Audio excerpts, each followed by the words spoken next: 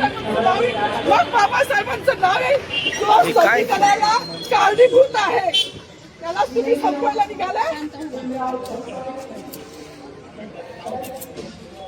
पालकमंत्र्यांची फार मोठी चूक आहे मॅडम, माफी मागणार नाही पण पालकमंत्र्यांनी त्यांची ही चूक पत्रात घ्यावी. नाही आता राहू दे, जसं तसंच राहू दे.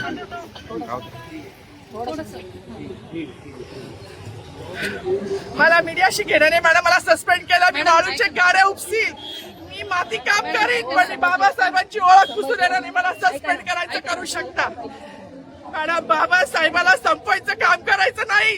26 जानेवारी 15 ऑगस्ट मध्ये मी नाही मानत पण लोकशाही मॅडम तुम्ही सुद्धा संविधानामुळे आहात, पालकमंत्री सुद्धा पालकमंत्री संविधानामुळे आहे.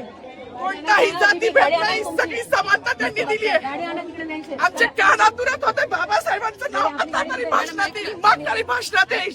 ज्या लोक संविधानाला लोकशाहीला कारणीभूत आहेत त्यांची नावं वारंवार घेतली गेली, मग जो संविधानाला कारणीभूत आहे तो प्रजासत्ताक दिनाचा जो मानकरी आहे त्याचं नाव भाषणात का नाही. कोणाची गाडी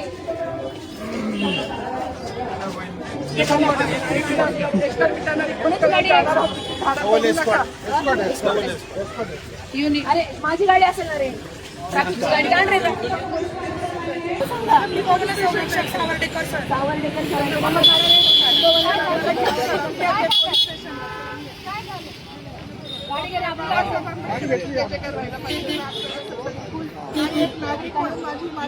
गेली सांगितलं पाहिजे ना, सांगायला पाहिजे. माईक मागत होत्या, ऐका ना ते माईक मागत होते पण त्यांना दिलं. आज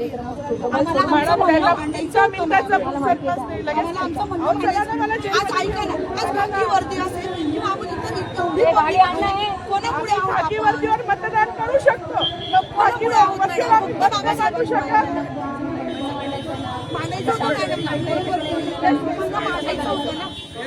माईक दिला नाही गेला ना त्यांना.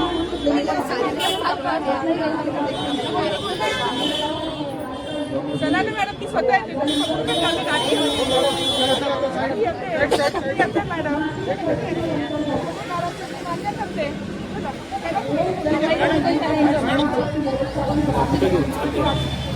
पोलीस स्टेशनला पोलीस स्टेशन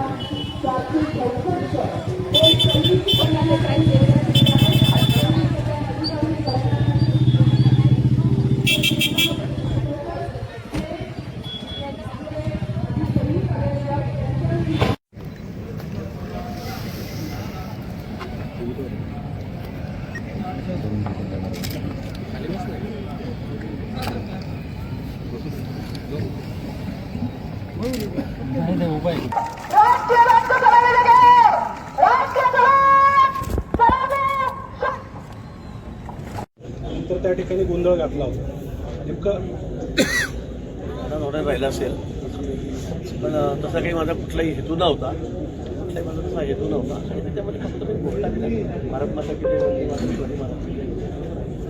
पण तसं काही असेल तर अनावर झालं असेल. त्यामध्ये कुठे काही मुद्दाम नाव डावलण्याचा वगैरे हेतू नाही आणि मला वाटतं प्रत्येक वेळेला आपण जेव्हा भाषण देतो ते तपासून बघा त्यावेळेला काही होत नाही. यावेळेला त्यांना काही वाटायचं व्यक्त करतो.